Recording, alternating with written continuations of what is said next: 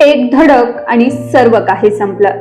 अपघातात एका 48 वर्षाच्या आईनं आणि तिच्या 27 वर्षाच्या तरुण मुलानं आपला जीव गमावला. पुष्पा पुरी आणि ऋषिकेश पुरी दोघेही मूळचे केज तालुक्यातील, पण सध्या ते आष्टी शहरातील मुर्शदपूर येथे आनंदाने राहत होते.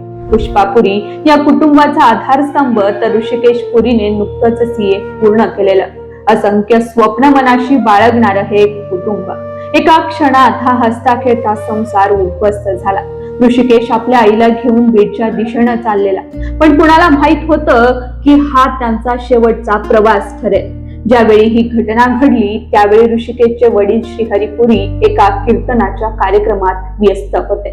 नशिबाचा खेळ बघा, ज्यावेळी मुलगा आणि पत्नी आगीच्या ज्वाळांमध्ये मृत्यूशी झुंज देत होते, मदतीसाठी टाहोट फोडत होते, अगदी त्याच वेळी काही अंतरावर श्रीहरिपुरी महाराज विठ्ठलाच्या नामात तल्लीन होते. ते सांगत होते, तुका म्हणे आता उरलो उपकारा पुरता.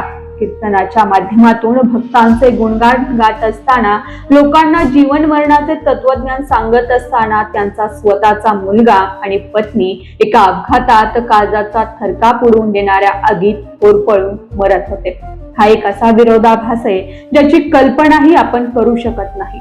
अपघात होताच परिसरातील लोक धावून आले. पोलीस, रुग्णवाहिका आणि अग्निशमक दलाने शर्थीचा प्रयत्न केला, पण आग इतकी भीषण होती की गाडीचे दरवाजे लॉक झाले. ऋषिकेश आणि पुष्पा दोघेही बाहेर पडू शकले नाही. बघता बघता तो हसता खेळता माई लेकराचा प्रवास त्याच गाडीत संपला. आग विझवली गेली, पण गाडीत फक्त सांगाडे उरल्या होते. मृतदेह बाहेर काढण्यासाठी 2 तास लागले.